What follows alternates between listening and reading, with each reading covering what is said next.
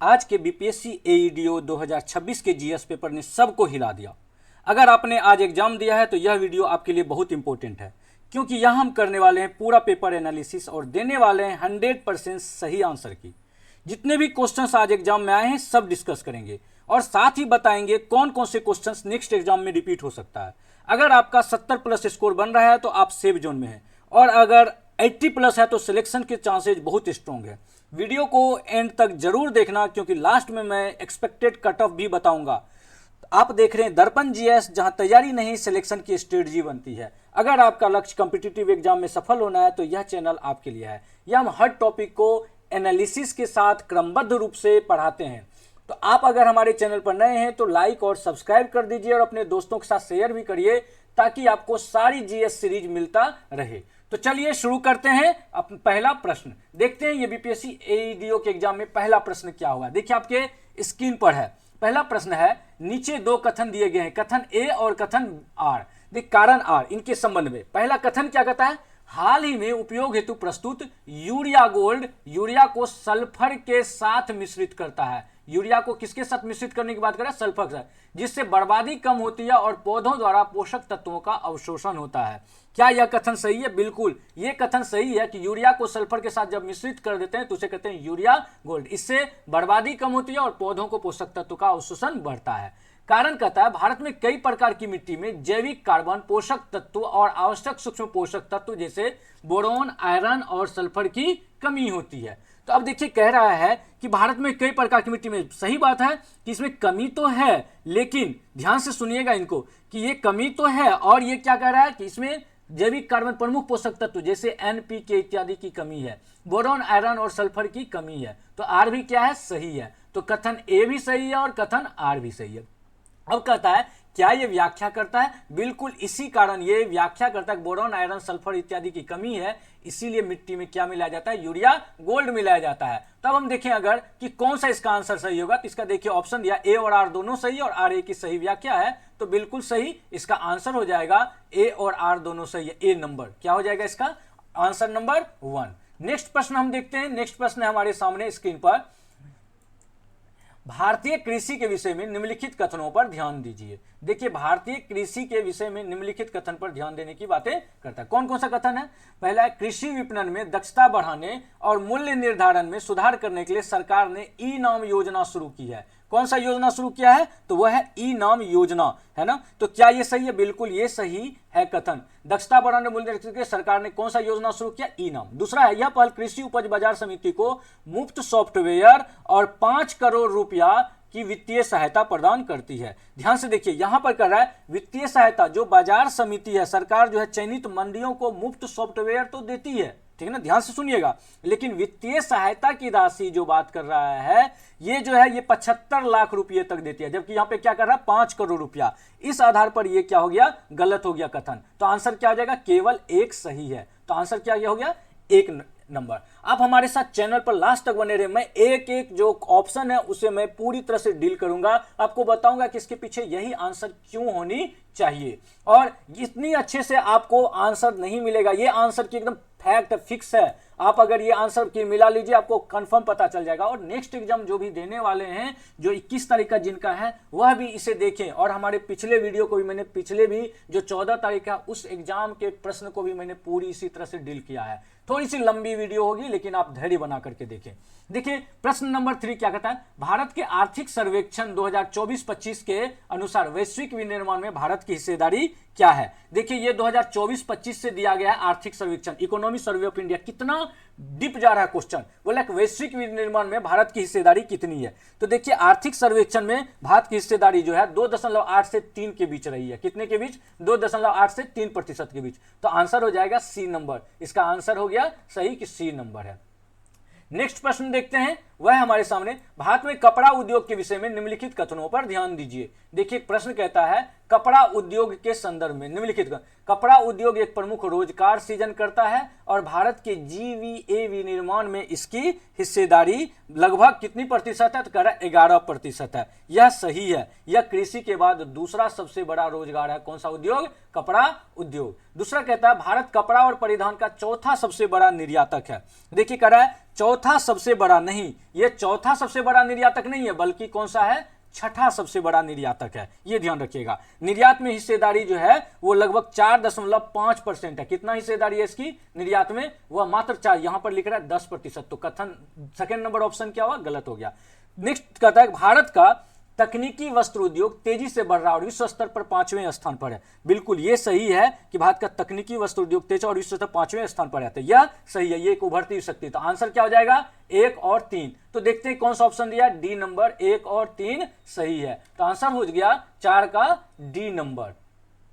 Next देखते हैं जो प्रश्न है वह है 5वां नंबर, वैश्विक बौद्धिक संपदा संगठन द्वारा हाल ही में जारी वैश्विक नवाचार सूचकांक 2025 में भारत की रैंक क्या है। देखिए कह रहा है कि जो वैश्विक नवाचार सूचकांक 2025 जारी की गई है उसमें भारत का स्थान कौन सा है, तो उसमें भारत का स्थान है 38वीं। आंसर क्या हो जाएगा इसका, बी नंबर 38वीं। 2024 की रिपोर्ट में यह भारत को 39वें स्थान पर रखा गया था और 2025 में कितने नंबर पर हो गया, 38वें स्थान पर। यह विश्व बौद्धिक संपदा संगठन WIPO द्वारा यह सूचकांक जारी की जाती है, तो इसमें भारत के रैंकिंग में सुधार हुआ है।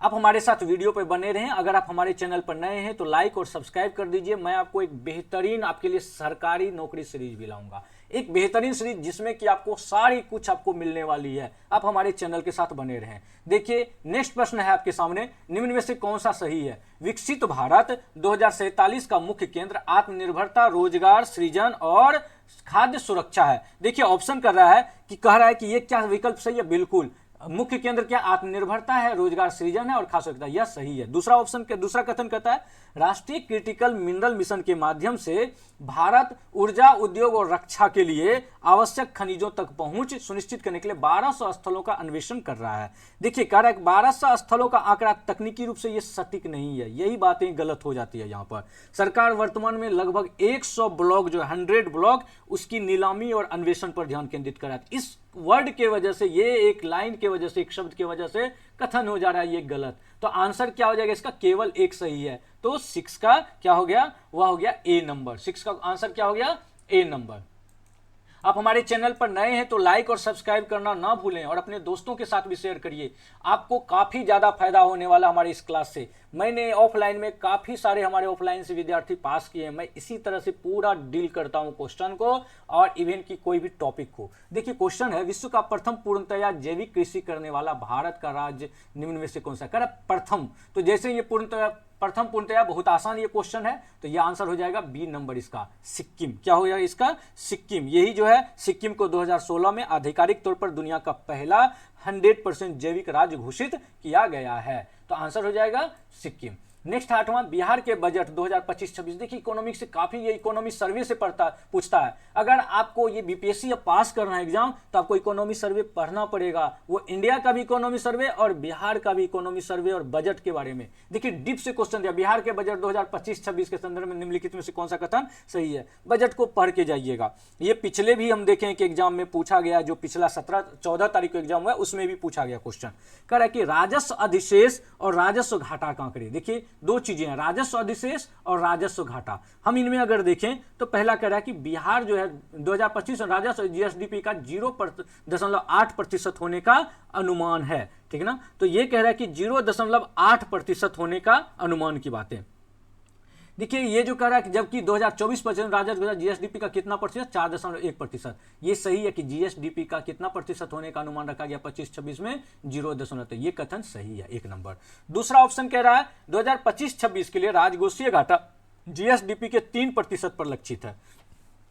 2024-25 में यह जीएसडीपी का 9.2% होने का अनुमान है। बिल्कुल ये भी सही है। एफआरबीएम एक्ट के तहत राज्यों के लिए यह मानक लक्ष्य है और यह जो मानक जिसे बिहार बजट में भी अपनाया गया है। तो ऑप्शन ये जो कथन ऑप्शन 2 है यह भी सही है। तीसरा है 2023-24 में बिहार की प्रति व्यक्ति जीएसडीपी चालू कीमतों पर भारत की प्रति व्यक्ति जीएसडीपी की 1/3 से भी कम है। यह भी कथन क्या है, सही है बिल्कुल। 33 से 35% के आसपास जो है राष्ट्रीय औसत का बिहार का प्रति व्यक्ति आय है। तो इस आधार पर देखिए तो ये तीसरा भी क्या हो गया, सही। तो इस आधार पर 1, 2, 3, तो आंसर क्या हो जाएगा, डी नंबर। देखिए इससे रिलेटेड क्वेश्चन 14 तारीख के एग्जाम में पूछा जा चुका है, इसीलिए अगर आप 14 तारीख का मेरा वीडियो देखे होते तो आपको ये जो क्वेश्चन को मैंने पूरे डिटेल में बताया है, जरूर आप पास कर गए, इसमें ये क्वेश्चन को आंसर करके आए होते। देखिए अगला क्वेश्चन, निम्नलिखित कौन से जिले में बिहार सरकार चाय क्षेत्र के समग्र विकास को बढ़ावा देने के लिए एक चाय उत्कृष्टता केंद्र स्थापित, किसका चाय उत्कृष्टता केंद्र स्थापित करने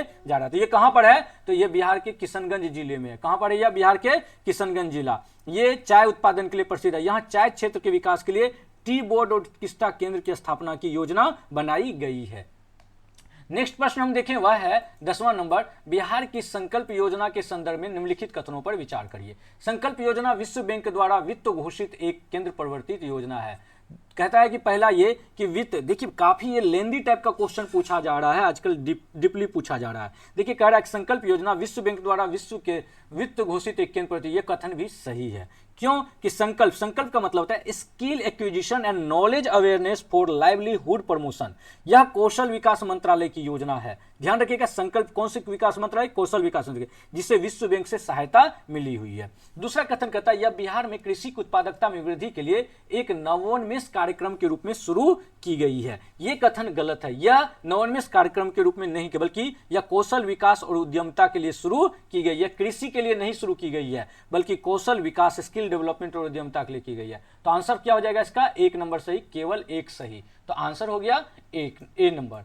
नेक्स्ट प्रश्न देखें, जीएसटी संबंधित है। जीएसटी सुधारों, देखिए क्वेश्चन है जीएसटी सुधारों 2025 द्वारा जीएसटी की दरों में कमी करके सीधे तौर पर 2 चुनौतियों का सामना, सीधे तौर पर कह रहा है 2 चुनौतियों का समाधान किया, जिसमें शामिल है रोजगार सृजन और तीसरा और क्या है, तो रोजगार सृजन तो उद्यम बढ़ाने के लिए है ही, इसके अलावा सामर्थ्य जो है चीजें सस्ती होने के लिए की गई है, गरीबी निवारण और निर्यात बढ़ाना, ये दोनों जो है ये आर्थिक गति आने से हुई है। इन सभी समस्याओं का समाधान हुआ है तो जीएसटी सुधार होने से। तो आंसर क्या हो जाएगा, डी नंबर, उपरोक्त सभी। इसकी बातें की गई है इकोनॉमी सर्वे में। आप अगर पढ़ेंगे इकोनॉमी सर्वे और इस बार का बजट देखे होंगे तो पक्का आप ये प्रश्न कर चुके होंगे। आप हमारे चैनल पर नए हैं तो लाइक और सब्सक्राइब करना ना भूलें, अपने दोस्तों से भी लाइक और सब्सक्राइब करवाएं। देखिए अगला प्रश्न है 12 में, ताकि आपके दोस्त भी अच्छे से प्रिपरेशन कर सके, है ना, वो भी पास करे। और हम जानते हैं कि सबका साथ सबका विकास, अगर साथ में काम करेंगे तभी हमारा सही से विकास हो पाएगा। तो ठीक है, नेक्स्ट देखते हैं प्रश्न आपके स्क्रीन पर है, वह है निम्नलिखित का मिलान करें। देखिए मिलान करने के लिए कह रहा है इसरो की महत्वपूर्ण घटना। देखिए क्या कर रहा है, भारतीय अंतरिक्ष अनुसंधान संगठन के पुनः प्रयोग प्रक्षेपण यान पुष्पक को आगे बढ़ाया गया। जब पुष्पक को आगे बढ़ाने की बातें की गई RLV-TD के, तो ये जो है प्रक्षेपण यान जिसको कहते हैं RLV, रीयूजेबल लॉन्च व्हीकल, पुनः प्रयोज्य प्रक्षेपण यानी पुष्पक इसे कहा जाता है। इसका कब किया गया था, तो ये 22 मार्च 2024 को। तो ए का क्या हो जाएगा, 2 नंबर। उसके बाद बी है नए तरल रॉकेट इंजन का परीक्षण किया गया था। इसका परीक्षण किया गया था 9 मई को। कब किया गया था, 9 मई 2024 को। तो बी का हो जाएगा 1। देखिए ए का क्या हो गया, 2, ए का 2 और बी का 1। चलिए ठीक है, ये दोनों होने की संभावनाएं हैं। अगला देखते हैं कि हम अगला देखें, अगर हम बढ़ाएं, देखते हैं 1 मिनट।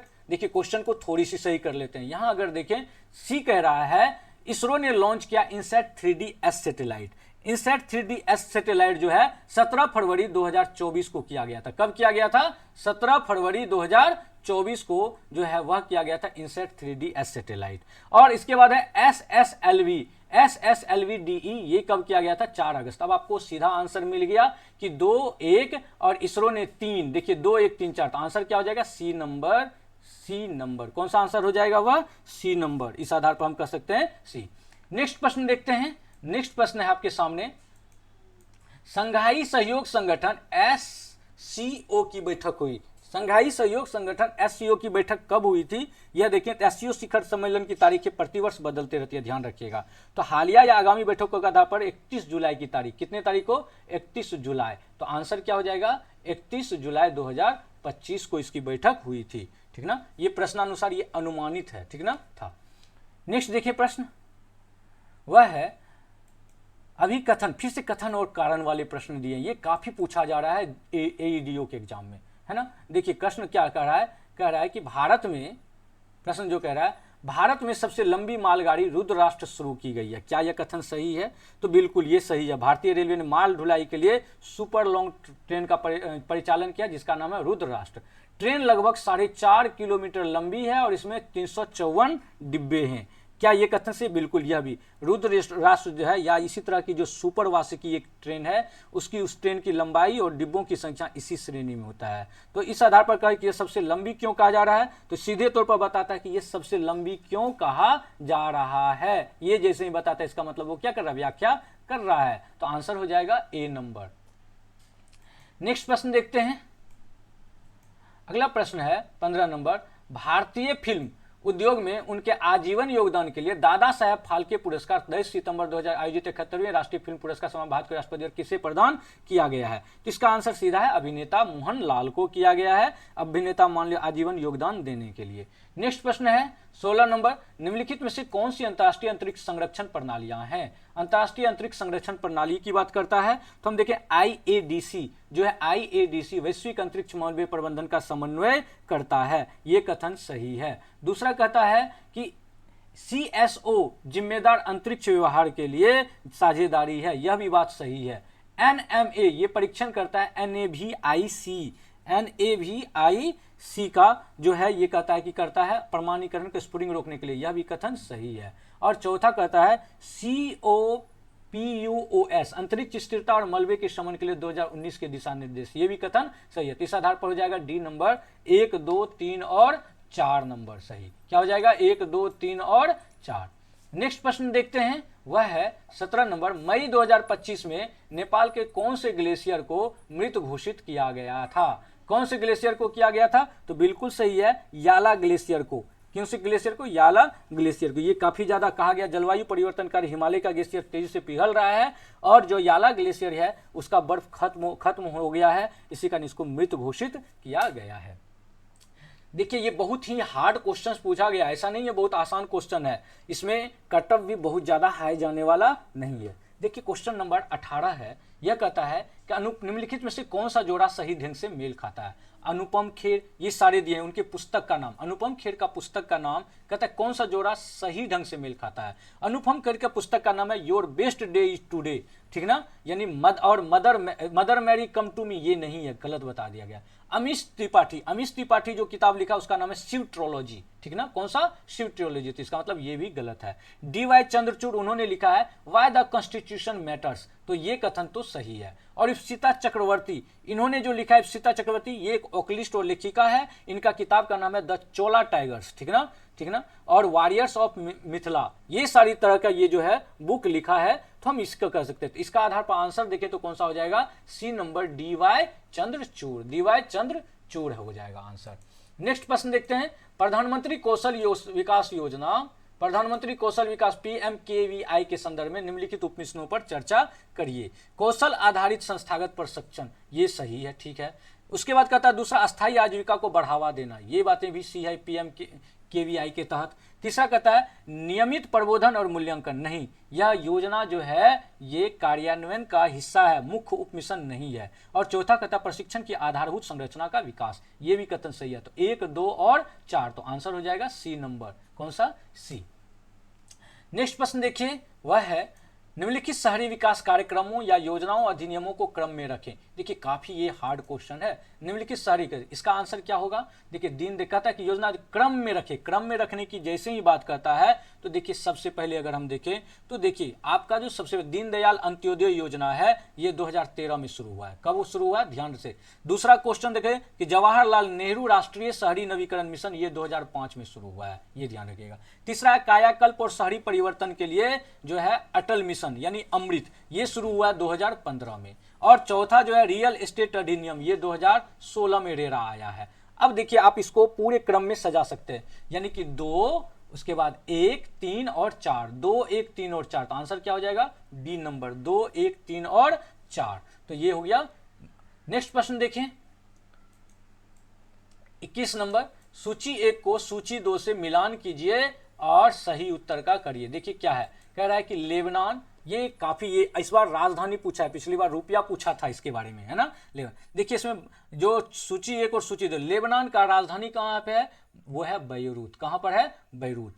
दूसरा है इसका इंग्लिश में सही दिया हुआ है बेरूत। और मिस्र का कहाँ है, मिस्र का काहिरा, मिस्र का काहिरा। युगांडा का कहाँ हो जाएगा, युगांडा का कंपाला, युगांडा का कंपाला। और स्लोवाकिया का क्या हो जाएगा, स्लोवाकिया का ब्रातिस्लावा, ब्रातिस्लावा। अब इस आधार पर अगर आंसर देखें तो ए का 2, बी का 1, सी का 4 और इसका आंसर हो जाएगा डी नंबर। क्या हो गया, डी।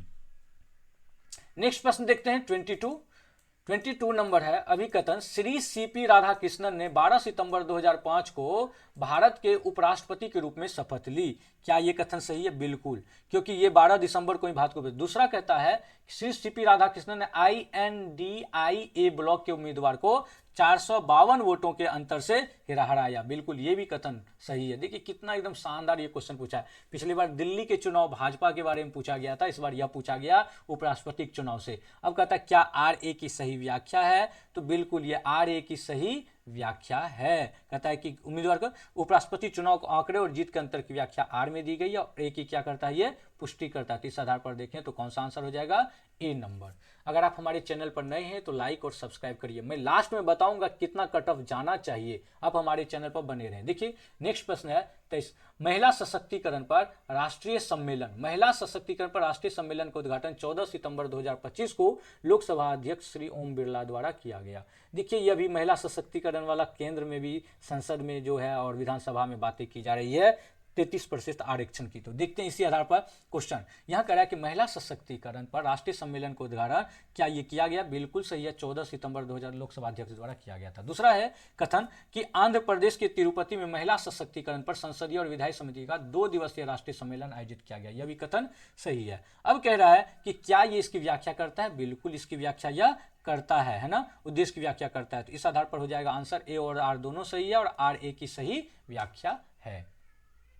नेक्स्ट प्रश्न देखते हैं, वह है अभिकथन people linguistic survey of India के अनुसार भारत में भाषाओं की दूसरी सबसे बड़ी संख्या है ना। कहता people linguistic survey of India Bharat में भाषाओं की दूसरी सबसे बड़ी संख्या। क्या ये कथन सही है, बिल्कुल। पापुआ न्यू गिनी के बाद भारत दुनिया में भाषाओं की विविधता के मामले में दूसरे स्थान, पहला स्थान पर कौन है, पापुआ न्यू गिनी, दूसरे स्थान पर भारत है। दूसरा कहता है कि भाषाओं की संख्या कितनी है, 840 है। ये कथन गलत हो गया, 840 नहीं है, ठीक ना। तो इसका आधार पर कह सकते हैं कि A सही है और R गलत है, लेकिन R सही नहीं है। तो आंसर कौन सा जाएगा, देखिए, लेकिन R सही नहीं है तो इसका आंसर हो जाएगा D नंबर। क्या हो जाएगा, D नंबर। चलिए नेक्स्ट देखिए people linguistic survey of India के अनुसार भारत में अगर भाषाओं की कुल संख्या देखें तो उसमें की गई है कितना, 780 भाषाओं की दर्ज की गई है। नेक्स्ट प्रश्न देखते हैं, भूतापीय ऊर्जा नीति 2025 के संदर्भ में बारे में सही कथन है। आंसर देखिए, भूतापीय ऊर्जा नीति कथन एक क्या कहता है, नीति को उद्देश्य भारत में जो है अप्रयुक्त भूतापीय संसाधनों का दोहन करना है, यह कथन सही है, भूतापीय ऊर्जा नीति। दूसरा, यह नेट जीरो 2070 के लक्ष्य की तरफ अपनी स्वच्छ ऊर्जा संक्रमण दर को उत्कृष्टता देता है, यह भी सही है, क्योंकि भारत का लक्ष्य 2070 तक कार्बन न्यूट्रल बनाना है। और कथन 3 कहता है यह राज्यों, उद्योग और वैश्विक निकायों के साथ अनुसंधान, नवाचार और सहयोग को प्रोत्साहित करता है।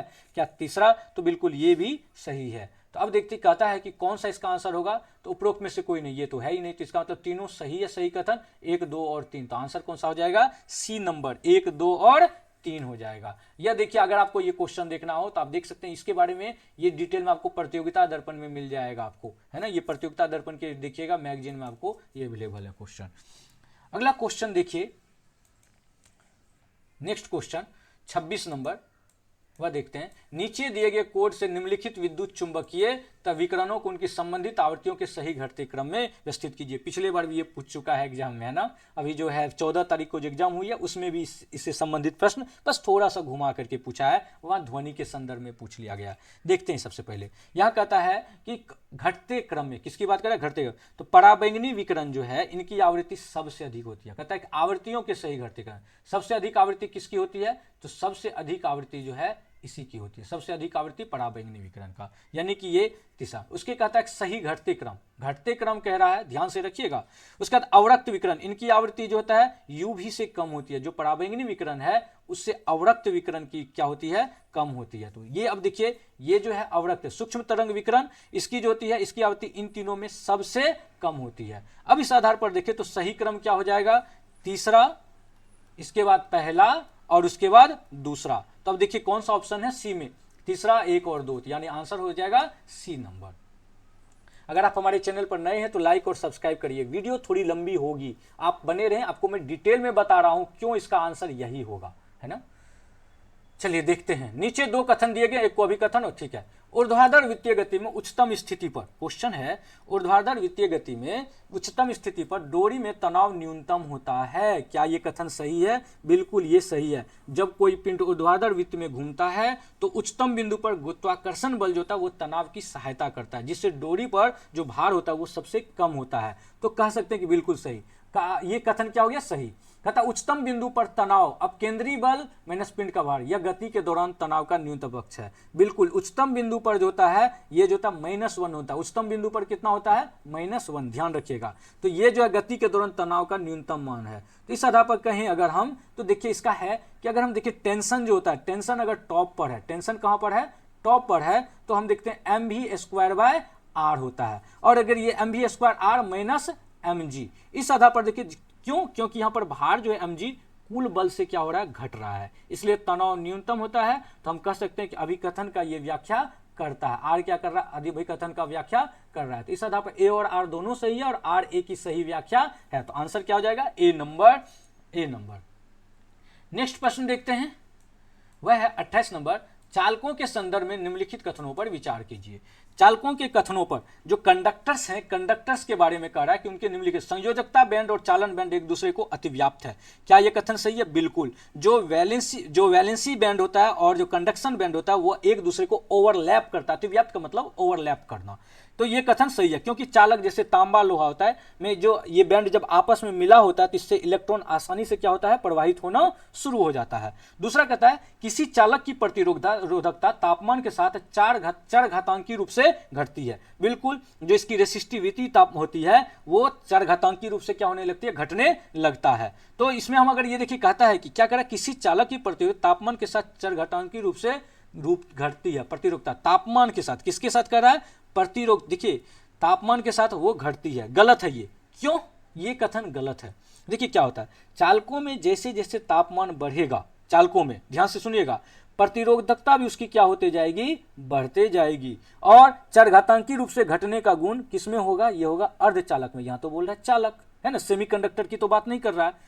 तीसरा कथन कह रहा है, इसका मतलब सेकेंड नंबर कथन गलत। तीसरा, चालक अर्धचालकों की तुलना में कम और कुचालकों की तुलना में जो होता है वह क्या होता है, कुचालकों अधिक विद्युत धारा का संचालन करता है। तो देखिए ये अगर देखिए तो ये भी कथन क्या है, गलत है, क्योंकि चालक सबसे अधिक जो होता है विद्युत धारा का संचालन करता है, सबसे अधिक विद्युत धारा का संचालन करता है। तो तीसरा नंबर कथन भी क्या हो गया, गलत हो गया। तो इस आधार पर देखिए तो केवल कौन सा कथन सही है, एक नंबर, केवल एक, केवल पहला कथन सही है। तो हो गया ए नंबर। नेक्स्ट प्रश्न देखिए 29 नंबर। नीचे दो कथन दिए गए हैं, एक को अभिकथन और दूसरे को, एक को अभिकथन और दूसरे को कारण कहा गया। अभिकथन, जब एक लोलक को चंद्रमा पर ले जाया जाता है तो उसका आवर्तकाल कम हो जाएगा। देखिए अब आपको ना सिंगल वो वन लाइनर से तो बनने वाला नहीं है, आपको पूरा थोड़ा डिटेल में तो हमेशा पढ़ना पड़ेगा। साइंस अब डिमांड कर रहा है बीपीएससी कि थोड़ा सा डिटेल में भैया चलिए, ये आसानी से आपको नहीं देगा। वैसे भी बीपीएससी साइंस जो है बीपीएससी और जेपीएससी का फेवरेट रहा है हमेशा। देखिए क्या कहता है कि जब एक लोलक को चंद्रमा पर ले जाया जाता है तो उसका आवर्तकाल कम हो जाएगा। क्या ये कथन सही है? देखिए कथन कह रहा है जब कि ये जो है, ये कथन कह रहा है कि जब एक लोलक को चंद्रमा पर ले जाता है तो उसका आवर्तकाल कम हो जाएगा। नहीं, उसका आवर्तकाल कम हो जाएगा ये नहीं है। आवर्तकाल का सूत्र क्या होता है बताइए? तो बिल्कुल आप जान रहेंगे, T=2π√L/g, है ना।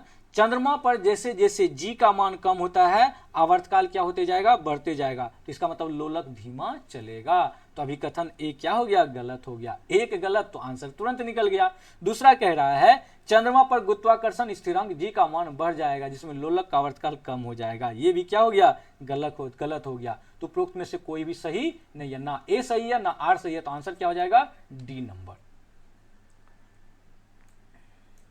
नेक्स्ट प्रश्न देखिए, धारावाही तार के चारों ओर चुंबकीय क्षेत्र की दिशा निर्धारित की जा सकती है। देखिए इतना डिटेल में तो कोई नहीं बताता, जल्दी मैं आपको पूरी डिटेल में बता रहा हूं, सुनिएगा। अधिकांशतः लोग आपको सीधा सीधा आंसर देके निकल जाएगा, मैं आपको पूरे कारण के साथ आंसर दे रहा हूं।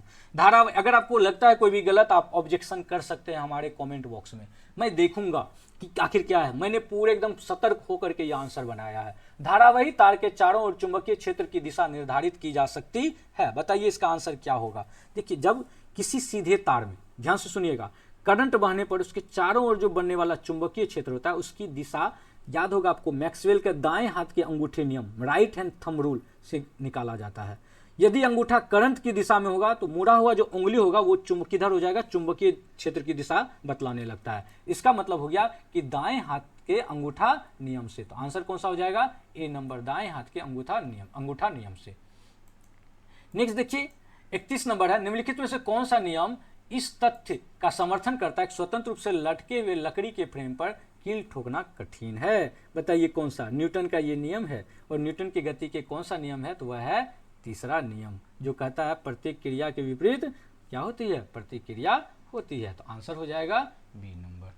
अगर आप हमारे चैनल पर नए हैं तो लाइक और सब्सक्राइब करना ना भूलें, ध्यान रखिएगा, और अपने दोस्तों के साथ भी शेयर करिए। मैं ऐसे क्वेश्चंस का बहुत सारा सीरीज लेके आपके साथ आने वाला हूं।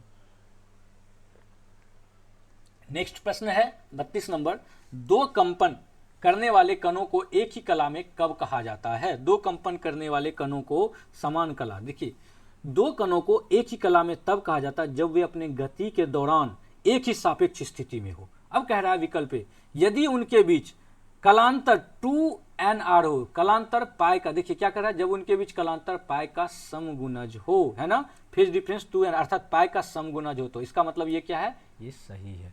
दूसरा कह रहा है कि यदि पथांतर λ/2 का समगुणज हो, है ना, कह रहा है कि यदि पाथ डिफरेंस जो है लैम्डा का पूर्ण गुणज हो अर्थात λ/2 का समगुणज हो, तो इसका मतलब यह भी कथन सही है। तीसरा कह रहा है यदि समय अंतराल t/2 का समगुणज हो, कह रहा है कि t का पूर्ण गुणज, यानी कि ये भी क्या हो गया, सही हो गया। तो इस आधार पर आंसर देखें तो कौन सा हो जाएगा, डी नंबर, 32 का डी, उपरोक्त सभी। नेक्स्ट प्रश्न है आपके सामने 33, एक गैल्वेनोमीटर को निम्न में से किसके साथ जोड़कर वोल्ट मीटर में परिवर्तित किया जा सकता है। देखिए कह रहा है गैल्वेनोमीटर को वोल्ट मीटर में परिवर्तित करने की बातें करता है, परिवर्तित किया जा सकता है। देखिए इसका आंसर जो है क्या होगा, इसका आंसर हो जाएगा उच्च प्रतिरोध तार को किसमें, श्रेणी क्रम में जोड़ने पर। देखिए गैल्वेनोमीटर को वोल्ट मीटर में बदलने के लिए उसको बहुत अधिक प्रतिरोध की जरूरत होती है, रेसिस्टेंस की जरूरत होती है, ताकि वो सर्किट में जो है कम से कम धारा ले जा सके, ठीक ना। इसके लिए गैल्वेनोमीटर को क्या करना होगा, सीरीज में जोड़ना होगा, एक जो हाई प्रतिरोध तार वाला तार है उससे जोड़ा जाता है। तो इस आधार पर आंसर क्या हो गया, बी नंबर। नेक्स्ट प्रश्न देखिए, आपको कॉन्सेप्ट क्लियर रखना पड़ेगा। अब आपको ये क्वेश्चन जो ये है ये डिनोट कर, ये एकदम पूरे डिकोड कर रहा है कि ये यूपीएससी स्टाइल में अब जाने लगा क्वेश्चन, है ना। ये आप अब ये नहीं है कि बस आप गए और मुंह उठा करके एग्जाम में मार दिए तुक्का हो जाएगा, इतना आसानी नहीं है अभी एग्जाम निकालना बीपीएससी का। हब्बल स्थिरांक का महत्व क्या है, यह ब्रह्मांड के विस्तार की दर को मापता है। ध्यान रखिएगा ये क्वेश्चन आपको बीपीएससी के जो आईना दिखा रहा है कि बीपीएससी में हम आ रहे हैं और कह रहा है कि बीपीएससी अब हम तहलका मचाने आ रहे हैं, इस तरह का क्वेश्चन पे जा चुका है ये। देखिए क्वेश्चन कह रहा है कि हब्बल स्थिरांक का महत्व है, ठीक ना। एक क्वेश्चन छूट रहा है, आई थिंक मुझे लग रहा है, वह है 34 नंबर। बिल्कुल, तारे टिमटिमाते हैं, क्या है ये क्वेश्चन, तारे टिमटिमाते हैं क्योंकि उनके द्वारा उत्सर्जित प्रकाश की तीव्रता समय के साथ बदलती है। पृथ्वी के वायुमंडल के विभिन्न परतों का अपवर्तनांक लगातार बदलते रहता है। तो बिल्कुल ये तो तारा का टिमटिमाना यही है। तो आंसर इसका बी नंबर है। इसमें बहुत ज़्यादा नई डिटेल बताने की जरूरत है कि पृथ्वी के वायुमंडल में जो परत का घनत्व होता है, तापमान, वो लगातार बदलते रहता है, जिसके कारण उसका अपवर्तनांक जो रिफ्रैक्टिव इंडेक्स होता है वो भी बदलता है। इसी कारण तारों से जो प्रकाश आती है हमारे आंखों तक, वो उसको पहुंचता है हमारे तक, वो अपना रास्ता क्या होता है, बदलते रहता है। तो इस आधार पर यह हो जाएगा।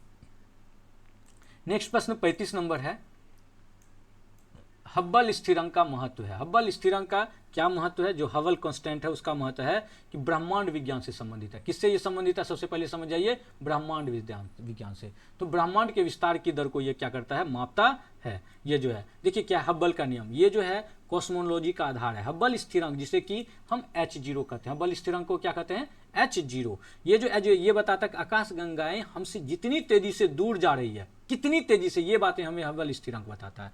ये जो मुख्य रूप से ब्रह्मांड के विस्तार की ही दर को मापने की बातें करता है, कितने तेजी से ब्रह्मांड का विस्तार हो रहा है, और ब्रह्मांड के आयु लगाने में भी हब्बल स्थिरांक मदद करता है। नेक्स्ट प्रश्न देखिए, निम्नलिखित में किस धातु के संकुलों का उपयोग रूमेटाइड आर्थराइटिस के उपचार में किया जाता है। देखिए किसका उपयोग किया जाता है, तो बिल्कुल यहाँ पे किया जाता है गोल्ड का। आंसर क्या हो जाएगा, गोल्ड। देखिए चिकित्सा रसायन विज्ञान में क्या हुआ है, गोल्ड के जो संकुल है जैसे कि ऑरेनोफिन है, इसका उपयोग जो है शुरुआती रूप में शुरुआत से ही जो है रूमेटाइड आर्थराइटिस के उपचार में किया जाता है, ठीक ना। तो यहाँ जो है देखिए ये रूथेनियम जो है, रूथेनियम पर शोध चल रहा है, ठीक ना, लेकिन अभी उसका उपचार में उसका उपयोग नहीं किया जा रहा, बल्कि किसका उपयोग किया जा रहा है, गोल्ड का उपयोग किया जा रहा है, ठीक ना, ठीक ना। तो अभी जो आंसर होगा वो स्वर्ण होगा, स्वर्ण का उपयोग किया जाता है। रूथेनियम मार दिया होगा कोई, लेकिन ये अभी नहीं आया है, ये अभी इस पर शोध ही हो रहा है 36 जो हम देखिए रूथेनियम पर। तो इसका आंसर जो लेगा बीपीएससी पक्का 100% सी लेगा, आप देखिएगा इसका आंसर। 37 नंबर है कि इनमें से किस यौगिक की ऑक्सीकरण क्षमता सबसे अधिक है। कौन से यौगिक की ऑक्सीकरण क्षमता सबसे अधिक है, देखिए सबसे अधिक अगर हम देखें तो ऑक्सीकरण की क्या होता है, ये हैलोजन समूह का, ये सारा जो दिया हुआ है ये हैलोजन समूह का दिया हुआ है, जो FeCl Br और I ये सभी। तो देखिए ये फ्लोरीन जो है पूरी आवर्त सारणी में सबसे शक्तिशाली ऑक्सीकरण है, जो फ्लोरीन है सबसे शक्तिशाली, F2 जो सबसे शक्तिशाली जो है ऑक्सीकरण एजेंट है। इसका कारण क्या है, इसका कारण है कि उसका जो हाई लेवल का जो होता है विद्युत ऋणात्मकता, जो इलेक्ट्रोनिगेटिविटी है वो, और कम एफ बंध जो होता है उसका वियोजन ऊर्जा है। अगर हम इसको देखें किस आधार पर है, तो देखिए सबसे ज्यादा F2 होगा, उसके बाद Cl2, और इसके बाद कौन सा हो जाएगा Br2 ब्रोम, और सबसे कम किसका होगा I2। तो इस आधार पर आंसर कौन सा हो जाएगा, सबसे ऑक्सीकरण सबसे अधिक कौन सी है, बी नंबर, ठीक ना। नेक्स्ट प्रश्न देखते हैं, किस ताप पर मैथेन के विसरण की गति किसी अज्ञात गैस के विसरण की दोगुनी होगी। अज्ञात गैस का अनुभार, देखिए ये पूछ रहा है मेथेन का। देखिए मेथेन का जो होता है CH4 का अनुभार कितना होता है, CH4 का अनुभार होता है 16, है ना। अगर हम इसका देखें तो जो मीथेन है, मीथेन का जो रेंज है, मीथेन का रेंज, और हम देखें अगर गैस का रेंज, किसका, गैस का रेंज, तो इनका अगर हम देखें तो ये होता है अंडर रूट उसका जो मास होता है, गैस का मास, है ना, अपॉन जो मीथेन का जो मास है ना, हम देखें इसका होता है। अब कह रहा है कि दो गुनी है, किसकी है, किसी अज्ञात गैस के विसरण की दो गुनी है। तो जब दो गुनी का कहता है तो दो गुनी है, यानी अंदर अज्ञात गैस क्या है, m गैस अपॉन इसका अनुभार कितना है 16। इस आधार पर अगर निकालें तो ये क्या हो जाएगा, 4 हो जाएगा। तो 4 तो यानी कि 4 हो गया इसका, 4 दूनी 8। तो इस आधार पर अगर इसका देखें तो 4 चौके 16 चौके 64, तो आंसर क्या हो जाएगा इसका 64। यहां पर देखिए जब कह रहा है कि दो गुनी है, दोनों तरफ अगर वर्ग करें, 2 का स्क्वायर करें और इसका जो है इसका स्क्वायर करेंगे, तो इसका स्क्वायर करेंगे तो कितना हो जाएगा 16। तो ये 16 और इधर हो गया 4, 16 चौके 64, तो m गैस बराबर क्या हो जाएगा 64, है ना। तो इस आधार पर आंसर क्या हो जाएगा बी नंबर 64। नेक्स्ट प्रश्न है वह है निम्नलिखित में से बोरोन कौन सा एनायन नहीं बना सकता है, बताइए आंसर। बोरोन जो है वो कौन सा एनायन नहीं बना सकता। देखिए बोरोन का जो होता है वो ऋणायन होता है, क्या होता है ऋणायन। तो ऋणायन जो है वो कौन सा, देखिए बोरोन जो है BF4 BO2 BOH2 ये जो होता है ये सब ऋणायन बनाता है। लेकिन जो बोरहाइड्राइड है, बोरहाइड्राइड मतलब BH4, ये भी एक अज्ञात ऋणायन है। देखिए प्रश्न के अगर हम प्रश्न के जो स्वरूप है उस आधार पर अगर देखें तो BF36 ये जो है ये छोटे आकार के कारण ये संभव नहीं है। तो बोरोन जो है अपनी उपसंयोजितता जो होता है वो 4 से अधिक नहीं बढ़ा सकता, और जब 4 से अधिक नहीं बढ़ा सकता तो इसका आंसर क्या हो जाएगा ए नंबर। नेक्स्ट प्रश्न देखिए, निम्नलिखित में से किस यौगिक द्वारा अधिकतम सहसंयोजक बंध दिखाया जाता है। देखिए ये जो क्वेश्चन है ना, ये सारे क्वेश्चन अधिकांशतः विद्यार्थी गलत करके आएगा, जिसका साइंस नहीं होगा, जो इंजीनियरिंग बैकग्राउंड से नहीं होगा, जो इंजीनियरिंग बैकग्राउंड में भी वो जो बढ़िया से अभी भी नहीं पढ़ा होगा, उनसे नहीं हो पाएगा। जो बीएससी होगा, बढ़िया से किया होगा केमिस्ट्री वगैरह से, उन्हीं से ऐसे प्रश्न जो हो गया वो टेकल हो पाएगा। देखिए कहता है कि किस यौगिक द्वारा अधिकतम सहसंयोजक बंध दिखाया जाता है, तो इसका आंसर होगा एल्यूमिनियम क्लोराइड के द्वारा, AlCl3 के द्वारा, ठीक ना। नेक्स्ट प्रश्न देखते हैं। देखिए वीडियो आपका थोड़ा लंबा होगा, लेकिन आप हमारे साथ बने रहिए, आपको टोटल में डिटेल में बता रहा हूं। निम्नलिखित परीक्षा कार्बोक्सिलिक अम्ल कार्बोनिल समूह का परीक्षण नहीं देता है। देखिए क्या ये कथन सही है? बिल्कुल, जो कथन है कार्बोक्सिलिक अम्ल जो है, कार्बोक्सिलिक अम्ल कार्बोनिल समूह का विशिष्ट परीक्षण नहीं करता। क्यों? कि जैसे 2, 4 ये सब DNP नहीं देता है, ठीक ना।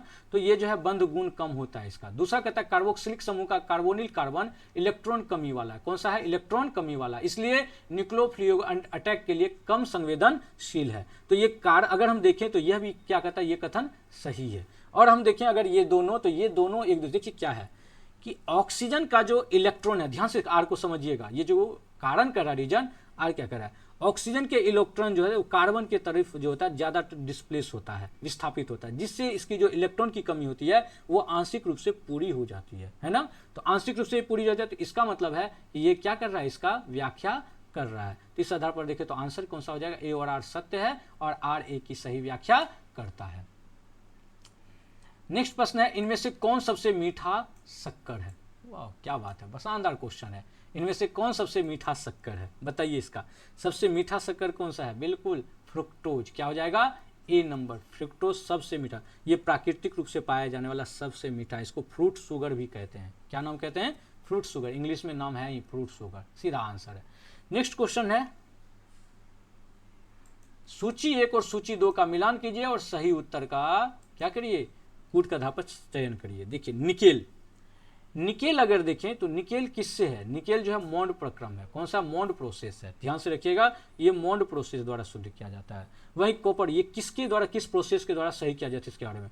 कॉपर जो है, कॉपर देखें तो ये कैसे किया जाता है? इलेक्ट्रोलाइसिस के द्वारा। किसके द्वारा किया जाता है? या इलेक्ट्रोलाइसिस यानी विद्युत अपघटन के द्वारा, यानी बी का 2 हो जाएगा। जिरकोनियम, जो जिरकोनियम है ये किससे किया जाता है? ये 1 ऑर्कल जो मेथड होता है, 1 ऑर्कल मेथड, उसके द्वारा। देखिए 1 ऑर्कल मेथड के द्वारा, यानी सी का 1। अब देखिए ए का 3 सीधा सा आ गया, बी का 2, सी का 1। और वहीं अगर देखें जर्मेनियम जो है वो जोन रिफाइनिंग के द्वारा किया जाता है शुद्ध, अर्धचालक के लिए होता है जोन रिफाइनिंग के द्वारा। आंसर क्या हो जाएगा? ए नंबर। नेक्स्ट प्रश्न, इन वर्गीकरण प्रणालियों को उनके विकास के कालानुक्रम क्रम में रखें। वाह क्या बात है, ये बायोलॉजी का बहुत शानदार क्वेश्चन पूछा है। अब देखिए इसमें समझते हैं। देखिए दिया है विटेकर की 5 जगत प्रणाली, कह रहा है कि उनके विकास काल क्रम में रखें, यानी कि कैसे कैसे विकास हुआ। तो अगर हम देखें विटेकर का, तो विटेकर का कब हुआ है? विटेकर का हुआ है 1969 में। विटेकर जगत प्रणाली कब दिया? 1969। वहीं लीनियस का अगर देखें तो ये कब दिया? 1750 के आसपास दिया हुआ है। वहीं जो है बेंथम और हुकर का जो प्राकृतिक प्रणाली है वो दिया है 19वीं सदी में। ये पादप वर्गीकरण किया है ना, ये 19वीं सदी में किया, लगभग 1800 पर। वहीं हम देखें अगर एंगलर और जो प्रोंटल है उसकी जो जातीय वृत्तीय प्रणाली है ये विकासवादी संबंध पर आधारित है, ठीक ना। और एपीजी तंत्र जो है ये आधुनिक आणविक जो है आणविक डीएनए आधारित वर्गीकरण। अब देखिए इसमें से अगर हमें कूट चुनना होगा तो कैसे सुनेंगे? सबसे पहले कौन सा हो जाएगा? B number. देखिए क्या बी नंबर है? बिल्कुल ए और, यानी कि बी और सी खत्म। अब दूसरा कह रहा है उसके बाद कौन सा आ जाएगा? जो लिनियस के बाद उसके बाद आ जाएगा कौन सा? C number. कौन सा हो जाएगा? सी नंबर, क्योंकि 19वीं शताब्दी यानी 1800 के आसपास है। तो देखिए तो बी और सी, यानी कि डी नंबर होने की संभावना था। Answer B C. उसके बाद देखिए जो डी है एंगलर और प्रोटेल की जाति वित्तीय प्रणाली, ये विकासवादी संबंध पर आधारित है, इसका मतलब ये भी 19वीं शताब्दी है। तो डी नंबर, यानी ये हो जाएगा बी सी डी ए और ई। तो इसका हो जाएगा सीधा आंसर कौन सा? डी नंबर 44 का। देखिए जैसे मुझे पता नहीं है कि पुष्पीय पौधों के लिए एपीजी तंत्र कब हुआ है, ये बस मैं ये जान रहा हूँ कि ये आधुनिक समय में जो है एपीजी तंत्र है जिसमें डीएनए की बातें की जाती है, ये नया वर्गीकरण किया गया है। तो इसका समय नहीं पता, लेकिन आप अनुमान लगा सकते, अगर 2-3 निकल गया तो आपका आंसर ऐसे निकाल सकते हैं। देखिए क्वेश्चन हार्ड है, इतना भी बहुत हार्ड क्वेश्चन दिया गया है। ये सभी विद्यार्थी के लिए संभव नहीं है, इसलिए कटअप तो बहुत हाई नहीं जाने वाला है, ये बातें ध्यान रखिएगा। अब वो डिपेंड करता है मैथ पर, जीएस में तो बहुत ज़्यादा नहीं कर पाएगा। और सबसे ज़्यादा दिक्कत किसे होगी? उस विद्यार्थी को दिक्कत होगा जो केवल मैथ छोड़ करके चला है इसका तैयारी करने के लिए, और सिविल सर्विसेज के एग्जाम देने वाले विद्यार्थी को ये सबसे ज़्यादा समस्या में घेरेगा इस तरह के क्वेश्चन, क्योंकि जीएस तो उसे पछाड़ ही देगा, मैथ में भी वो पछाड़ जाएगा। जीएस में कितना भी करेगा तो बहुत ज़्यादा नहीं कर पाएगा। अब इस तरह के क्वेश्चन है, ये इतना कौन पढ़ता है, कौन इतना ज़्यादा देता है, इतना डीपली कौन पढ़ के जाता है भैया? ना होने वाला इस तरह का क्वेश्चन नॉर्मल स्टूडेंट से। देखिए कह रहा है कि टीसीएच चक्र जो क्रेब्स साइकिल है, ये क्रेब्स साइकिल की बातें कर रहा है, ठीक है ना। इसमें देखिए बाद में एग्जाम हॉल के बाद उसका डिस्कशन करना अलग बात है, लेकिन एग्जाम हॉल में बनाना वो एक अलग है माइंड प्रेशर। टीसीएच चक्र में सक्सीनेट का फ्यूमरेट में रूपांतरण अद्वितीय है, क्योंकि यह आंतरिक माइटोकॉन्ड्रियल झिल्ली में अंतर्निहित एक एंजाइम द्वारा उत्प्रेरित एकमात्र चरण है और सीधे तौर पर टीसीएच चक्र से इलेक्ट्रॉन परिवहन श्रृंखला तक। तो क्या ये कथन सही है? बिल्कुल ये कथन सही है, क्योंकि ये इलेक्ट्रॉन परिवहन श्रृंखला से जुड़ा हुआ है, ईटीसी से ये जुड़ा हुआ है, तो ये वाला कथन सही है। दूसरा कहता है ऑक्सीडेटिव फॉस्फोराइलेशन में ऑक्सीजन का सीधा उपयोग होता है। बिल्कुल होता है, ठीक है ना, सीधा उपयोग होता है। और कहता है कि लेकिन इसी चरण में उत्पन्न सभी एटीपी सबट्रेस स्तरीय फॉस्फोराइलेशन द्वारा निर्मित होता है। क्या ये कथन सही है? तो बिल्कुल देखिए ये कथन जो है ये कथन गलत हो गया, ये कथन गलत है। वहीं देखिए अगर क्यों गलत है, क्योंकि जो ऑक्सीडेटिव फॉर्मेशन है उसमें ऑक्सीजन का सीधा उपयोग होता है, लेकिन जो एटीपी है वो सब स्टेट स्तरीय नहीं होता है। ये सब स्टेट स्तरीय की बातें कर रहा है, ये नहीं होता है, तो इस कारण ये क्या हो गया? कथन गलत हो गया। तीसरा कहता है ग्लाइकोलाइसिस में एंजाइम फॉस्फोफ्रुक्टोकाइनेज यानी 1 PFK1 एटीपी और साइट्रेट की उच्च सांद्रता द्वारा एलोस्टेरिक रूप से बाधित होता है, जिससे यह ग्लाइकोलाइसिस और टीसीएच चक्र क्रेब्स चक्र दोनों के लिए एक प्रमुख नियामक बिंदु बन जाता है। ये भी बातें सही है। तो इस आधार पर देखिए तो 1 और 3 सही है। तो आंसर कौन सा होगा इसका? देखिए 1 और 3 दिया हुआ है कथन, देखते हैं कौन सा ऑप्शन में दिया हुआ है 1 और 3। तो आंसर कौन सा हो जाएगा? C number. कौन सा हो जाएगा आंसर? सी नंबर। ध्यान रखिएगा आंसर इसका हो जाएगा सी। केवल 1 और 3 सही है। नेक्स्ट प्रश्न देखते हैं। किसी जीव का वास्तविक निकेत है, बताइए इसका आंसर क्या होगा? किसी जीव का वास्तविक निकेत है। देखिए निकेत क्या होता है? ये एक्चुअल या रियलाइज्ड निक जो होता है। पारिस्थितिकी में 2 प्रकार का निक होता है, एक होता है फंडामेंटल और एक होता है रियलाइज्ड। ध्यान रखिएगा कौन सा होता है? एक यहाँ जो रियलाइज्ड की बात कर रहा है ये रियलाइज्ड की बात कर रहा है, एक होता है फंडामेंटल, एक होता है फंडामेंटल और एक होता है रियलाइज्ड, है ना, रियलाइज्ड। अब कह रहा है कि वह क्षेत्र रियलाइज्ड, देखिए क्या होता है, देखिए रियलाइज क्षेत्र वो होता है जहां पर वास्तविक स्थान होता है और भूमिका होता है, जहां पर एक प्रजाति जो होता है वो अन्य प्रजातियों के साथ कंपटीशन करता है और लेकिन सीमित संसाधनों के बावजूद भी उस कंडीशन को वो अपना लेता है। तो देखिए कह रहा है कि क्वेश्चन क्या कह रहा है कि वह क्षेत्र जहां कोई प्रजाति शोषणकारी प्रतिस्पर्धा के दौरान कब्जा कर सकता है, गलत हो गया। आदर्श की विपरीत प्रकृति में विद्यमान आवास, ये भी कथन गलत हो गया। सामूहिक से उत्पन्न समुदाय के भीतर किसी आवास, गलत। जीव द्वारा वास्तव में अपनाई गई जीवन पद्धति, आंसर डी नंबर। नेक्स्ट है, हाँ यदि हम किसी वृक्ष पर प्रकाश डालें तो वृक्ष होगा, कैसा होगा? ये एकदम बहुत ही शानदार, ये कंसेप्चुअल है। देखिए ये जो है पौधों की पत्ती कैसी दिखती है बताइए? हरा। क्यों? क्योंकि वे क्लोरोफिल के कारण, ठीक ना, क्लोरोफिल के कारण जो हरे रंग का प्रकाश होता है उसको वो क्या कर लेता है? पूरी तरह रिफ्लेक्ट कर देता है, जिसे वो अवशोषित नहीं करता। अगर वृक्ष पर केवल हरा प्रकाश डालेंगे तो वो क्या करेगा? और अधिक जो लाइट है उसको रिफ्लेक्ट कर देगा, जिससे वो और अधिक क्या दिखेगा? चमकीला दिखेगा। तो ये कैसा होगा? तो वो अधिक चमकीला दिखाई देगा। तो आंसर होगा ए नंबर। ध्यान रखिएगा, समझिए पौधों की पत्ती कैसी दिखती है? हरी, है ना, और क्लोरोफिल के कारण वो क्यों हरा रंग का प्रकाश जो होता है वो क्या करेगा? उसको रिफ्लेक्ट करता है, इस जिससे वो क्या करती है? अवशोषित नहीं कर पाता है। वहीं अगर देखें तो जब वृक्ष पर केवल हम ग्रीन लाइट डालेंगे तो वो जो होता है लाइट को बहुत ज्यादा रिफ्लेक्ट करेगा, जिससे वो बहुत ज्यादा कैसे दिखने लगेगा? चमकीला दिखाई देना शुरू हो जाएगा। इसलिए इसका आंसर होगा ए नंबर। देखिए ये इन्होंने क्या क्या बी नंबर दिया, जो कि बिल्कुल ये गलत है ना। 48 नंबर, प्रकाश संश्लेषण की जैड योजना में निम्नलिखित में से कौन से इलेक्ट्रॉन प्रवाह संयोजन सही नहीं है?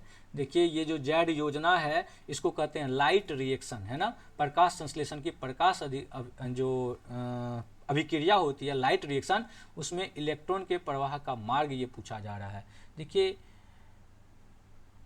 इस आधार पर अगर देखें इसका आंसर जो था ये, हालांकि बड़ा कठिन है सवाल ये, ये वाली सवाल बहुत ज़्यादा कठिन है। मैंने अपने एक विद्यार्थी से पूछा, उन्होंने बताया कि इसमें जो जो ये दिया है कि P680, PQA, PQB, CYB, ये काफ़ी कठिन टाइप का सवाल था उनके हिसाब से। हालांकि इसका मैं कंफर्म आंसर ये वाला नहीं बता पाऊंगा अभी फिलहाल, इसको मैं बाद में आपके साथ डिस्कस करूंगा। लेकिन इसके आधार पर देखिए आंसर इसका नहीं निकल पा रहा था कि कौन सा आंसर इसका सही है, ठीक है ना। तो कह रहा है कि प्रयोजन सही नहीं है, तो उनके हिसाब से कि जो 1 नंबर है ये वाला और 4 नंबर सही नहीं है, सेकंड और थर्ड सही है, तो उसके हिसाब से आंसर क्या हो जाएगा, सी नंबर। मुझे इसके बारे में ज़्यादा डिटेल में अभी पता नहीं है, मैं डिटेल में मालूम करके आपको फिर बताऊंगा इस क्वेश्चन का आंसर।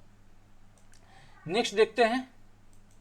देखिए एकदम 50 क्वेश्चन आपके लगभग कंप्लीट हो चुके हैं। आप बताइए आपका स्कोर कितना हुआ, आप चेक कर लीजिए पूरे अच्छे से, है ना।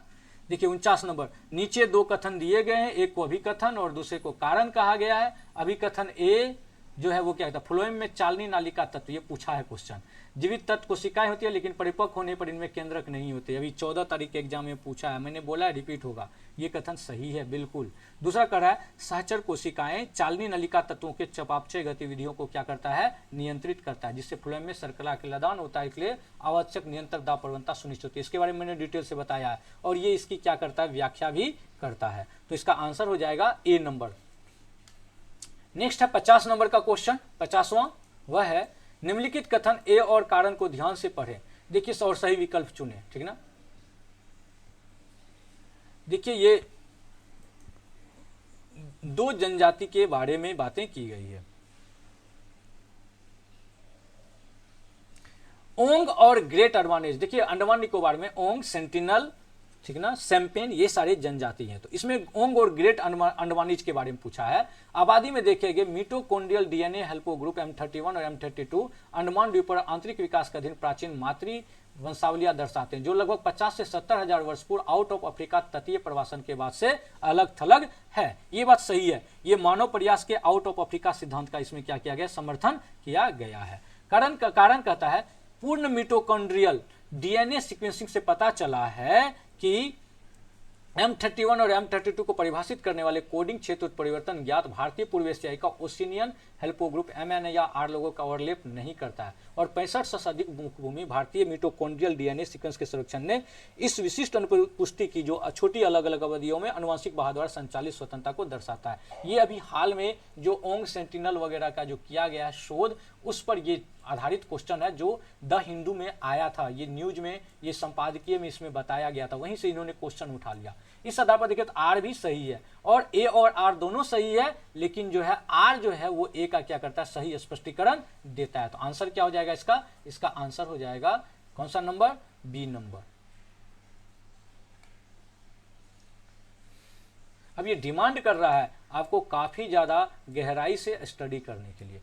51 नंबर क्वेश्चन कहता है डॉक्टर लालजी सिंह और उनके शोध के बारे में निम्नलिखित कथनों पर विचार कीजिए। डॉक्टर लालजी सिंह को भारत में डीएनए फिंगरप्रिंटिंग के पिता कहे जाते हैं, सही बात है, 1 नंबर सही है। दूसरा कहता है 1984 में आसपास स्वदेशी रूप से तकनीक विकसित की, बिल्कुल इन्होंने 1984 में किया था फिंगरप्रिंट का, 2nd नंबर भी सही है। और तीसरा कहता है उनके शोध का उपयोग वन्य जीव संरक्षण, किसके लिए बातें कर रहा है, वन्य जीव संरक्षण में लागू किया, बिल्कुल भारत में बाघ, मोर, हाथी आबादियों पर वंशावली अध्ययन शामिल है। इसका मतलब इसका आंसर क्या हो गया, सही तीनों, सी नंबर इसका आंसर हो जाएगा।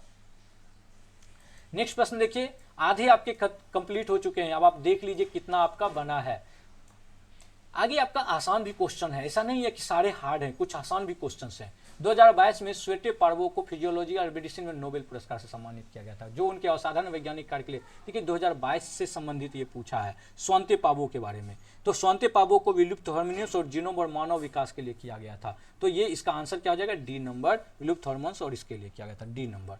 नेक्स्ट प्रश्न है निम्नलिखित कथन और कारण को ध्यान से पढ़ें। देखिए यूकैरियोटिक कोशिकाओं में एरोबिक श्वेसन के दौरान, यहाँ देखिए बहुत ही शानदार क्वेश्चन है ये मैंने पढ़ाया भी है। यूकैरियोटिक कोशिकाओं में, इसे मैंने ऑफलाइन में पढ़ाया विद्यार्थी को, उत्पादित अधिकांश एटीपी माइटोकॉन्ड्रिया में ऑक्सीडेटिव फॉर्म के माध्यम से उत्पन्न होता है, बिल्कुल सही। अब दिखता है दूसरा कह रहा कथन कि ये जो है वह ऑक्सीडेटिव फॉस्फोराइलेशन आंतरिक माइटोकॉन्ड्रियल झिल्ली के पार प्रोटॉन ग्रेडियंट पर निर्भर करता है। कितना डीप ये चला गया, काफ़ी ये डिप चला गया। ये आपको 12वीं के बायोलॉजी में दिखेगा। जो इलेक्ट्रॉन ट्रांसपोर्ट चेन द्वारा स्थापित किया जाता है, जो केमियोस्मोसिस के माध्यम से एटीपी संश्लेषण को चलाता है, यह भी कथन सही है। और कह रहा है कि क्या ये कथन का व्याख्या करता है, बिल्कुल सही व्याख्या करता है। तो इसके आधार पर आंसर हो जाएगा ए नंबर। नेक्स्ट क्वेश्चन है 54 नंबर। देखिए, निम्नलिखित प्रश्न सूचियों को ये मिलान करने की बातें कर रहा है, देखते हैं।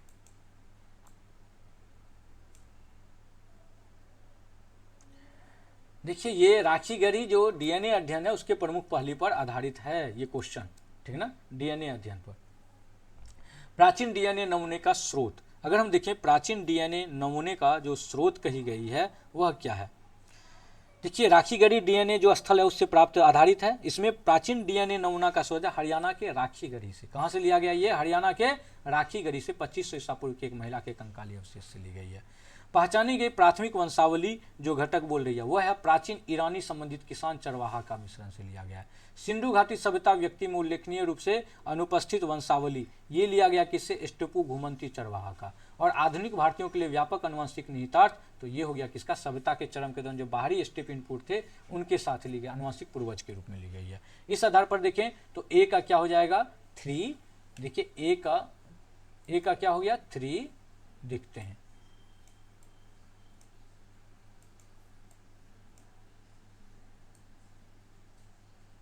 ए का हो जाएगा 3, बी का 1, सी का 2 और डी का 4। तो बिल्कुल ये आंसर हो जाएगा ए नंबर। आंसर क्या हो गया? ए नंबर। नेक्स्ट प्रश्न देखते हैं।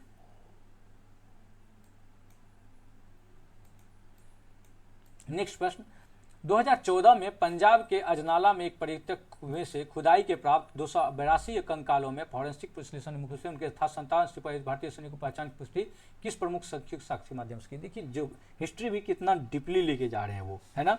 ये जो अजनाला कहाँ है? पंजाब में है। इसमें 2014 में किया गया था। इसमें एक कुआं मिला था जिससे 282 कंकाल मिला था। उसका फोरेंसिक जब विश्लेषण किया गया तो उसमें वैज्ञानिक ने पाया कि mitochondrial DNA haplogroup, mitochondrial DNA haplogroup और स्ट्रोंशियम आइसोटोप अनुपात जो गंगा मैदान मूल को दर्शाता है। तो आइसोटोप अनुपात का उपयोग क्या था? ये सिद्ध किया था कि जो ये सैनिक है गंगा के मैदानी इलाके जैसे कि बंगाल, बिहार, यूपी के थे और 1857 के जो सिपाही विद्रोह हुआ था उसका वो हिस्सा थे। तो आंसर हो जाएगा सी नंबर। नेक्स्ट है समुद्र तट, 56 नंबर अगर देखें, समुद्र तट से अंदर की ओर अमेरिका की महासरोवरों का उचित क्रम स्थान होता है ना। अगर हम देखें ये कहा है कि महासरोवर, देखिए झील का नाम क्या दे दिया? महासरोवर। इंग्लिश में देखिए अगर लेक दिया, ग्रेट लेक्स, तो इनमें अगर देखें तो सबसे पूर्व में कौन है? ओंटारियो है। सबसे पूर्व में क्या उचित स्थान क्रम कैसे है? सबसे पूर्व में ओंटारियो है, उसके बाद एरी है, ह्यूरन है, मिशिगन है और सबसे लास्ट में कौन सा है? सुपीरियर है। अब देखते हैं ओंटारियो दिया हुआ है, ठीक है। उसके बाद है एरी दिया हुआ है, उसके बाद ह्यूरोन है और उसके बाद मिशिगन है। तो आंसर कौन सा हो जाएगा? B number. क्या हो जाएगा? बी। एक मिनट रुक जाइए 1 मिनट। अमेरिका का एरी, ओंटारियो, ह्यूरो और मिशिगन समुद्र तट से अंदर की ओर बोल रहा है। देखिए मैं गलती कर रहा था। तो समुद्र तट से अंदर की ओर जब बोल रहा है तो मिशिगन, ह्यूरोन, ओंटारियो और एरी, है ना। और सुपीरियर रहता तो सुपीरियर हो जाता। तो आंसर कौन सा हो जाएगा? ए नंबर। क्या हो जाएगा? ए। तो ये जो है ये सबसे, देखिए पूर्व से पश्चिम अगर पूछ रहा है, कहां से पूछ रहा है? ये पूछ रहा है इधर से इधर जाने की ओर, है ना। तो सबसे पहले मिशिगन है, ठीक ना, एरी है, उसके बाद कौन है? सबसे पहले कौन सा? एरी है, फिर ओंटारियो है, फिर उसके बाद ह्यूरोन है और उसके बाद कौन सा है? मिशिगन है ना, मिशिगन। और उसके सबसे पश्चिम में कौन सा हो जाएगा? तो सुपीरियर झील। नेक्स्ट कह रहा है निम्नलिखित कौन से युग्म सुमेलित नहीं है? नॉर्वे का राजधानी ओस्लो, सही है, ठीक है। उसके बाद कनाडा का राजधानी मॉन्ट्रियल, ये गलत है। कनाडा का राजधानी ओटावा है। कहाँ पर है ये? ओटावा, तो गलत हो गया। ऑस्ट्रेलिया का राजधानी कैनबरा, सही है। दक्षिण अफ्रीका का राजधानी कहाँ है? तो केप टाउन, ये भी सही है। तो केवल विकल्प 2 गलत है। तो अगर हम देखें, देखिए तो केवल क्या हो जाएगा? 2, केवल 2। तो आंसर कौन सा हो जाएगा? ए नंबर, केवल 2। नेक्स्ट प्रश्न देखते हैं। सूची 1 को सूची 2 के साथ सुमेलित कीजिए, ठीक है। कह रहा है कि राज्य फूल, अब देखिए क्वेश्चन पूछ रहा है कि राज्य फूल के बारे में। झारखंड का जो फूल है वह है पलाश, झारखंड का। कर्नाटक का कमल है, कर्नाटक का कमल। उड़ीसा का है अशोक, उड़ीसा का अशोक। और पंजाब का बिल्कुल बच्चा, एक ग्लोडियोलस। तो आंसर सीधा निकल गया ए का 3, ठीक है, ये दोनों खत्म। अब उसके बाद बोल रहा है बी का आंसर क्या होगा, बी का 1 यानी कि डी नंबर, आंसर क्या हो जाएगा डी, सीधा हमें पकड़ा गया। नेक्स्ट प्रश्न देखते हैं, भारत में सबसे ऊंची हिमालयन पर्वत चोटी कौन सी है। आंसर पूछ रहा है भारत में सबसे ऊंची, बहुत सारे लोग माउंट एवरेस्ट मार दिया होगा विश्व की सबसे, आंसर क्या होगा K2, भारत का पूछ रहा है, ठीक ना। माउंट एवरेस्ट नेपाल में, ध्यान रखिएगा। K2 यानी गॉडविन ऑस्टन की बात कर रहा है, जो भारत के पीओके से सबसे ऊंची चोटी है, ध्यान रखिएगा। अगला है निम्नलिखित में से कौन सा युग्म सुमेलित नहीं है। देखिए शेषचलम कहां पर है, शेषचलम आंध्र प्रदेश में स्थित है, ध्यान रखिएगा। ये कहां है, आंध्र प्रदेश में, तो गलत हो गया, पहला ही गलत हो गया। सिमलीपाल उड़ीसा सही है, मानस असम सही है, दिहांग दिवांग अरुणाचल प्रदेश सही है, ये दोनों सही है। आंसर कौन सा आ जाएगा, शेषचलम यानी कि आंध्र प्रदेश, ए नंबर। नेक्स्ट प्रश्न, भारत से निर्यात और मूलधारित श्रेणी, सूची 1 को सूची 2 से सम्मिलित कीजिए। देखिए भारत से, सूची 1 को सूची 2 से कह रहा है यूएसए, कह रहा है कि मूलधारित, भारत से निर्यात जो की जाती है सबसे ज्यादा जो किया जाता है वो कहां पर किया जाता है, तो वो यूएसए में, सबसे ज्यादा यूएसए, पहला नंबर, ठीक है। उसके बाद दूसरा नंबर पर संयुक्त जो ये है चीन, जो है चीन दूसरा नंबर पर, चीन कितने नंबर पर, दूसरे नंबर पर आ जाता है। उसका संयुक्त अरब अमीरात चौथे नंबर पर, आप मिला लीजिए बिल्कुल। एक यूएसए का क्या हो गया, एक यूएसए का 1, ठीक है ना। 1 मिनट देखिए,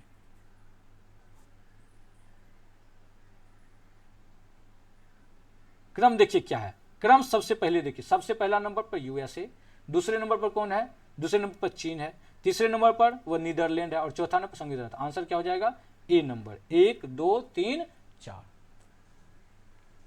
नेक्स्ट प्रश्न देखिए, नीचे 2 कथन दिए गए, एक को भी ठीक है। मेक इन इंडिया उपक्रम 2014 में शुरू किया गया था, सही बात है भैया, मेक इन इंडिया तो शुरू तो किया गया था। उसका मुख्य हेतु भारत का विनिर्माण कार्य क्षेत्र को वैश्विक बढ़ावा देना है, बिल्कुल ये भी बातें सही है। क्या ये स्पष्ट करता है, बिल्कुल ये स्पष्ट करता है, तो आंसर हो जाएगा ए नंबर, बहुत आसान क्वेश्चन था ये। लाइफ के बारे में निम्नलिखित कथनों पर विचार करिए, है ना, लाइफ के बारे में क्या शानदार क्वेश्चन है। लाइफ, ये जो है ये लाइफ स्टाइल जो हमारा है, एनवायरनमेंट, यह पर्यावरण के लिए जीवन शैली है, बिल्कुल सही। इसका उद्देश्य सतत उपभोग, शाश्वत पर्यटन उद्योग को बढ़ावा देना है, उत्पादन को बढ़ावा देना है, बिल्कुल सही है इसका उद्देश्य पर्यटन को भारतीय गांवों तक ले जाना है, ठीक है, ये भी सही है। तो देखिए यहाँ पे एक गलती हो गया, केवल भारतीय गांवों तक नहीं ले जाना है, यही तो गलत हो जाता है। तो इसका आंसर हो जाएगा 1 और 2, आंसर हो जाएगा सी नंबर, केवल 1 और 2 सत्य है, ठीक है ना। तीसरा नंबर इसका गलत हो गया। ऑप्शन है, क्वेश्चन नेक्स्ट है, बिहार में खेती क्षेत्र के आधार पर खाद्य फसलों का क्रम है। खेती क्षेत्र के आधार पर कह रहा है खाद्य फसल, तो सबसे ज्यादा जो फसल है बिहार में, सबसे बड़े क्षेत्र पर किसका, कौन सा उगाया जाता है, धान उगाया जाता है ना, बिहार के पूछ रहा है तो धान। दूसरे स्थान पर कौन सा हो जाएगा, गेहूं, पहला स्थान धान, दूसरा स्थान गेहूं, तीसरा स्थान मक्का और चौथा स्थान दाल, तो आंसर हो जाएगा बी नंबर। नेक्स्ट है, बिहार के बाढ़ के बारे में कौन से कथन सत्य हैं। देखिए बिहार मूलतः मैदानी क्षेत्र है, बिल्कुल सही बात है भैया, बिहार का अधिकांश भाग मैदानी क्षेत्र है। बिहार की प्रमुख नदियां लंबी है और उनका जलग्रहण क्षेत्र पहाड़ों में है, ये भी बातें क्या हो गया, जल संग्रहण क्षेत्र जो है वो कहाँ से करता है, पहाड़ से, ये भी सही है। बिहार आर्थिक रूप से पिछड़ा है, ये भी बात सही है, तो आंसर हो जाएगा तीनों सत्य, बी नंबर। नेक्स्ट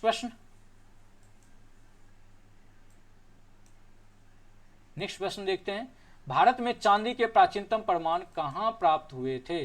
भारत में चांदी के प्राचीनतम प्रमाण जो है वह कहाँ, चांदी के सबसे पुराना साक्ष्य जो है हड़प्पा सभ्यता से प्राप्त हुआ है। कहाँ से, हड़प्पा कहाँ पर, वो राजस्थान के जावर खाना से बात की जाती है, तो आंसर हो जाएगा ए नंबर, हड़प्पा सभ्यता।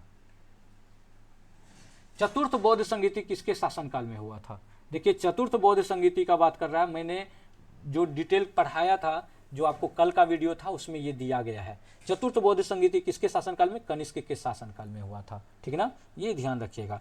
प्रथम हुआ था अजातशत्रु, द्वितीय हुआ था कालाशोक, तृतीय अशोक, अशोक के समय में कौन सा, तृतीय, और चौथा जो हुआ था वह कनिष्क के समय कश्मीर के कहां पर हुआ था, कुंडल वन में हुआ था। नेक्स्ट प्रश्न देखते हैं, चंद्रप्रद्योत किस प्राचीन गणराज्य का शासक था। क्वेश्चन दे रहा है चंद्रप्रद्योत किस गणराज्य का था। देखिए आंसर, इसका जो है ये महाजनपद उज्जैन का शक्तिशाली शासक था। बिंबिसार यहीं पर जो था जीवक को उसके इलाज के लिए भेजा था, ये भी मैंने पढ़ाया है। तो आंसर इसका हो जाएगा बी नंबर। राष्ट्रकूट शासक किस धर्म के संरक्षक थे? देखिए राष्ट्रकूट शासक जो थे वो मुख्य रूप से जैन धर्म का संरक्षक था। किसका संरक्षक था? वो जैन धर्म का संरक्षक था, ठीक ना। हालांकि उन्होंने हिंदू को भी, शैव और वैष्णव धर्म को संरक्षण तो दिया था, सम्मान करता था, लेकिन संरक्षक नहीं था, ठीक ना। फोटो में देखिए एक चीज ध्यान रखिएगा, ये जो है मुख्यतः इसमें दिखाया भी जाता फोटो वगैरह में भी जैन धर्म के संरक्षक के रूप में। नेक्स्ट प्रश्न है, आप हमारे साथ बने रहिए, आपको टोटल का मैं डिटेल में बता रहा हूं इसीलिए आपको समय लग रहा है। किसके शासनकाल में मंगोलों को पहली बार सिंधु नदी पर देखा गया था? बताइए किसके शासनकाल में पहली बार मंगोलों को सिंधु नदी पर देखा गया था? बिल्कुल इसका आंसर होगा इल्तुतमिश के समय में। किसके समय में? मंगोल विजेता चंगेज खान जो थे और ख्वारिज्म के जो राजकुमार थे जलालुद्दीन का पीछा करते हुए वो 1221 ईस्वी में सिंधु नदी के किनारे तक पहुंच चुका था।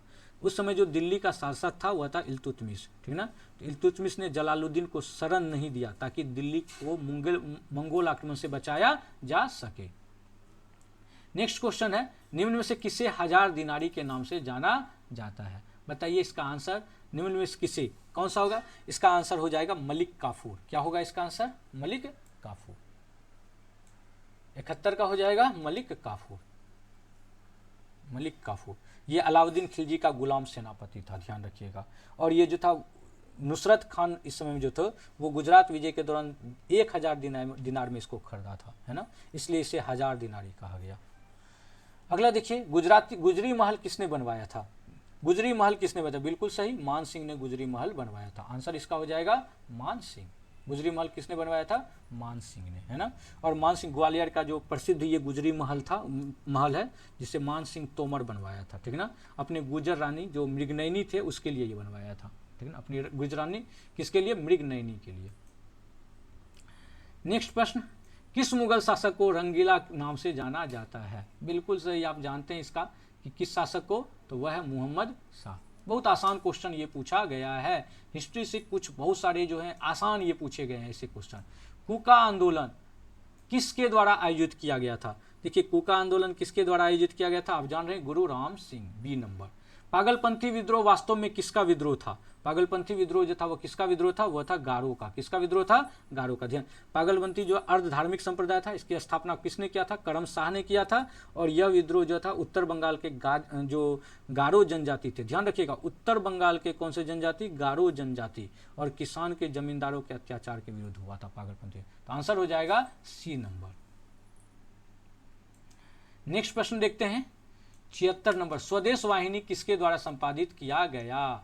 बताइए इसका आंसर क्या आप किए हैं? स्वदेश वाहिनी, देखिए स्वदेश वाहिनी जो था वो किसके द्वारा किया गया था? के रामकृष्णा पिल्ले के द्वारा। किसके द्वारा? के रामकृष्णा पिल्ले। देखिए स्वदेशाभिमानी इसी को कहा जाता है, स्वदेशाभिमानी, स्वदेशाभिमानी, है ना। ये आपको स्वदेशाभिमानी ये जो है ये स्वदेश वाहिनी का एक प्रसिद्ध समाचार पत्र था। इसका जो संपादन किया था वो के रामकृष्ण पिल्ले। ये कहाँ से हुआ था? ये त्रावणकोर के शासन जो थे और अंग्रेज, इन दोनों का बहुत कट्टर आलोचक था। बाद में इसके कारण इसको यहाँ से निर्वासित कर दिया गया था। नेक्स्ट है, नेटिव मैरिज एक्ट किस वर्ष पारित किया गया था? इसका आंसर होगा 1872, ठीक ना। ये केशव चंद्र के प्रयास से हुआ था जिसमें अंतर्जातीय विवाह को मान्यता दी गई थी।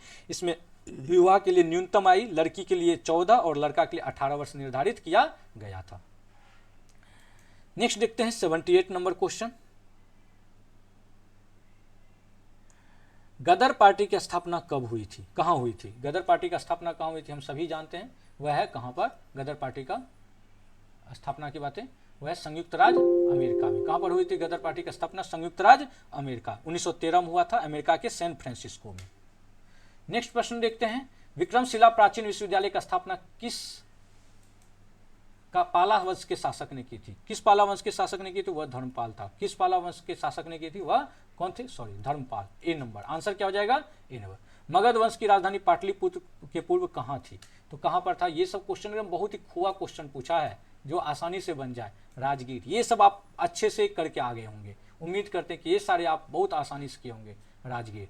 अगला है, ये अगर आप गलती कर गए ना तो बहुत बड़ा ब्लंडर कर दिए। ये सब एकदम आपको नंबर दे के गया है। बिहार प्रांतीय किसान सभा की स्थापना की गई थी किसके द्वारा? स्वामी सहजानंद सरस्वती के द्वारा, 81 नंबर। नेक्स्ट देखिए 82 नंबर में क्या है, 82 नंबर के क्वेश्चन को देखें, वह है आजादी के बाद बिहार के पहले मुख्यमंत्री कौन थे? श्री कृष्ण सिन्हा। कौन थे? श्री कृष्ण सिन्हा। बंगाल और बिहार के पाल किस धर्म के अनुयायी थे? तो बौद्ध धर्म के अनुयायी थे, B number. Next 84 number question देखें, वह है किस वर्ष कांग्रेस पार्टी ने स्वाधीनता के प्रस्ताव को पारित किया? किस वर्ष किया था पारित? बिल्कुल, ये जो है किस वर्ष स्वाधीनता के पारित को देखिए, किस वर्ष? 1929 में। कब किया था? 1929 में। ये कांग्रेस के लाहौर अधिवेशन में जवाहरलाल नेहरू की अध्यक्षता में पारित की गई थी।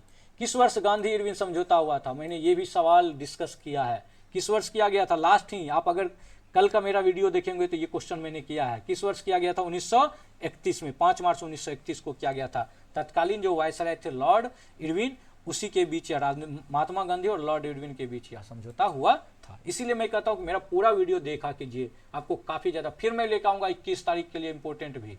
नेक्स्ट देखिए, कह रहा है क्वेश्चन, अखिल भारतीय दलित वर्ग की स्थापना की गई थी, किसके द्वारा की गई थी अखिल भारतीय दलित वर्ग की स्थापना? तो डॉक्टर बी.आर. अम्बेडकर के द्वारा। ये सब क्वेश्चन आपको बहुत अच्छे से ये मार्क्स देके गया है। पाकिस्तान प्रस्ताव का मसौदा तैयार किया था, किसने किया था पाकिस्तान प्रस्ताव का मसौदा? अच्छा एक चीज, ये डॉक्टर बी.आर. अम्बेडकर जो था, अखिल भारतीय दलित वर्ग की स्थापना कब किया गया था? ये भी ध्यान रखिएगा, 1930 में किया था, ठीक ना।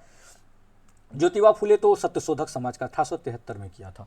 नेक्स्ट देखिए, पाकिस्तान प्रस्ताव जो है का मसौदा तैयार किसने करा? मसौदा क्या बोल रहा है? मसौदा तैयार करने की, पाकिस्तान रिजोल्यूशन जो है वो किसने तैयार किया था? तो वह सिकंदर हयात खान के द्वारा किया गया था, ठीक ना, ये ध्यान रखिए। रहमत अली पाकिस्तान शब्द गढ़ा था, और फजलुल हक जो था लाहौर अधिवेशन में प्रस्ताव प्रस्तुत किया था, और ये मसौदा तैयार किया था सिकंदर हयात खान के द्वारा। ये मसौदा तैयार किया गया था, ये ध्यान रखिएगा।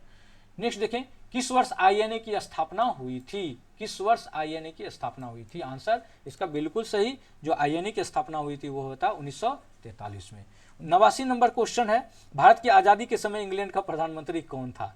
तो जो भारत का आजादी 1947 में हुआ था उसमें लेबर पार्टी का नेता था क्लीमेंट एटली, वही थे वहां के प्रधान। विंस्टन चर्चिल जो है वो द्वितीय विश्व युद्ध के समय ब्रिटेन का प्रधानमंत्री था, है ना। तो इंग्लैंड का प्रधानमंत्री उस समय में भारत का आजादी के समय कौन थे? तो वह थे इंग्लैंड का प्रधानमंत्री क्लीमेंट एटली। भारतीय स्वतंत्रता अधिनियम 1947 कब लागू हुआ? तो भारतीय स्वतंत्रता अधिनियम जो लागू हुआ था वह हुआ था 18 जुलाई 1947 को। नेक्स्ट प्रश्न देखिए, वह है नीचे दिए गए प्रश्नों पर कालक्रम क्या है, और नीचे दिए गए कूटों से सही उत्तर चुनिए। देखिए, जो चुनावी सुधार समितियों का जो है कह रहा है कि चुनावी कानून सुधार पर संयुक्त संसदीय गोस्वामी समिति, तरकुंडे समिति और राजनीतिक चुनाव आयोग का अभियान।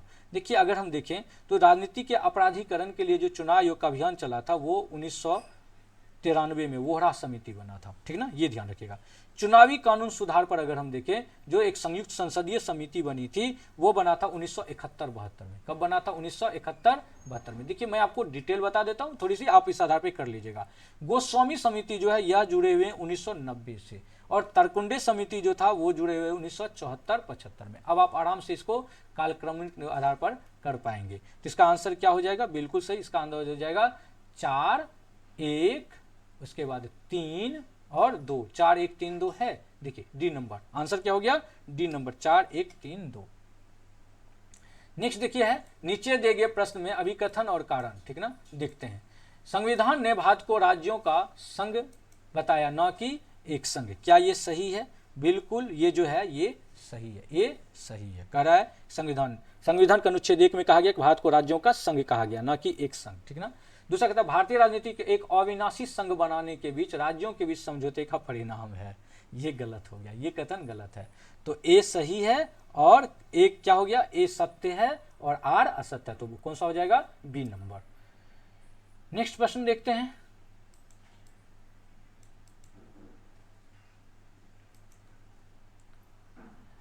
निम्नलिखित कथनों से कौन से सही है? संविधान में मुख्यमंत्री के चयन और नियुक्ति के लिए कोई विशिष्ट प्रक्रिया नहीं है। क्वेश्चन कह रहा है कि संविधान में जो मुख्यमंत्री के चयन, देखिए क्वेश्चन कह रहा है मुख्यमंत्री के चयन और नियुक्ति के लिए, देखिए ये जो है ये कह रहा है कि चयन और नियुक्ति के लिए कोई विशिष्ट प्रक्रिया नहीं है। सही बात है भैया, नहीं है, ठीक ना, ये भी सही है, क्योंकि संविधान का अनुच्छेद 164 जो है वो कहता है कि मुख्यमंत्री की नियुक्ति राज्यपाल करेगा, लेकिन चयन की विस्तृत प्रक्रिया संवैधानिक परंपरा और संसदीय प्रणाली पर आधारित है कि बहुमत दल का नेता कौन होना चाहिए। तो इसके आधार पर ये क्या, चयन और नियुक्ति के लिए कोई विशिष्ट प्रक्रिया नहीं है, ये बातें सही है। दूसरा कह रहा है वर्तमान मुख्यमंत्री की मृत्यु के बाद यदि सत्तारूढ़ दल किसी एक नए नेता की नियुक्ति करते तो राज्यपाल को नए नेता को मुख्यमंत्री नियुक्त करना होगा। देखिए ये जो है ये बातें गलत है। वर्तमान अगर राज्यपाल को मजबूर नहीं किया जा सकता, ध्यान रखिएगा, क्योंकि संसदीय परंपरा के अनुसार बहुमत प्राप्त दल के नेता को ही अवसर दिया जाता है। लेकिन अगर आकस्मिक मृत्यु की स्थिति में राज्यपाल के पास कुछ विवेकाधीन शक्तियां होती है तो इस आधार पर 2 क्या हो जाएगा, गलत हो जाएगा। तो देखिए यहां पर पूछा जा रहा है केवल, अब देखिए क्या पूछा जा रहा है कि आंसर कौन सा है, तो इसका आंसर क्या हो जाएगा, कूटों को उपयोग कर सही विकल्प चुने। कौन से गलत है, कौन से गलत है, गलत कौन सा, 2 नंबर, तो इसका आंसर क्या हो जाएगा, सी नंबर, केवल 2 गलत है। सूची 1 को सूची 2 से सुमेलित कीजिए और जो सूचियों को नीचे दिए गए कूटों के आधार पर मिलाइए। देखिए मिलाते हैं। अध्यक्ष जो है सदन की कार्यवाही में क्या कर सकता है, अध्यक्ष जो है सदन के कार्यवाही का संचालन करता है और मांगों पर चर्चा के लिए समय सीमा निर्धारित करता है, तो इसका हो जाएगा 1 नंबर। वित्त मंत्री का क्या काम है, देखते हैं वित्त मंत्री का काम। वित्त मंत्री का काम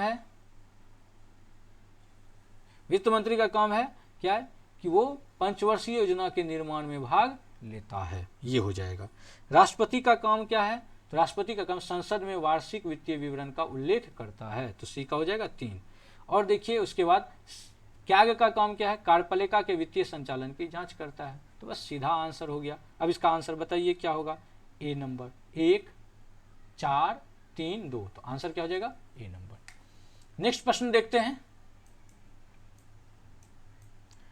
निम्नलिखित में से कौन से भारत में पंचायती राज संस्थाओं की अप्रभाविता के संभावित कारण है, शिक्षा, स्वास्थ्य, स्वच्छता और जल जैसे विभिन्न शासकीय कार्यों का हस्तांतरण 73वें संशोधन अधिनियम अनिवार्य नहीं था। देखिए ये बातें जो कह रहा है ये कथन सही है, क्योंकि 73वें संशोधन अनिवार्य नहीं था, ये बातें भी सही है, ठीक है भैया। अगला कह रहा है पंचायती राज संस्थाओं के लिए वित्त की कमी, ये बातें भी सही है। तीसरा कह रहा आरक्षण के बावजूद महिला और आरक्षण के अनिवार्य प्रावधान होने के बावजूद इन कमजोर समूह का प्रतिनिधित्व शायद ही हो, ये बातें भी सही है, तो आंसर क्या हो जाएगा, 1 2 और 3। नेक्स्ट है 96 नंबर। राज्य विधानमंडलों में निम्नलिखित विधेयकों पर चर्चा करिए। देखते हैं कौन कौन से क्या विधेयक है। विधानसभा द्वारा पारित लेकिन परिषद में लंबित विधेयक, क्या ये सही है। देखिए विधानसभा द्वारा पारित लेकिन परिषद में लंबित विधेयक क्या हो सकता है, रद्द हो सकता है, भंग होने पर रद्द हो जाए। अच्छा उपयुक्त कौन सा विधेयक राज्य विधानमंडल के भंग होने पर रद्द हो जाता है, तो विधानसभा द्वारा पारित लेकिन परिषद में लंबित विधेयक, क्या ये रद्द हो सकता है, हो जाता है, बिल्कुल ये सही है, रद्द हो जाता है, ठीक है। परिषद द्वारा पारित लेकिन विधानसभा में लंबित विधेयक, क्या ये रद्द हो जाता है, बिल्कुल ये भी रद्द हो जाता है।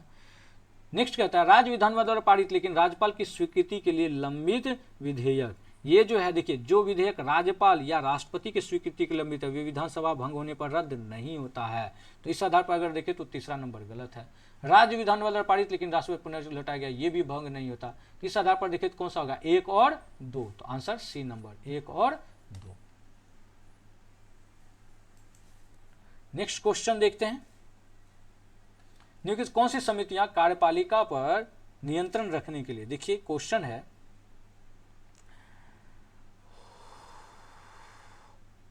निम्नलिखित में से कौन सी समितियां कार्यपालिका पर विधायी नियंत्रण रखने के अपने कार्य में क्या की सहायता करती है। देखिए इसका आंसर हो जाएगा कौन, लोक लेखा समिति, ठीक है, लोक लेखा समिति तो रखती है। इसके अलावा दूसरा कौन रखता है, तो वह है सार्वजनिक उपक्रम समिति, ये 2 समिति तो रखती है ना।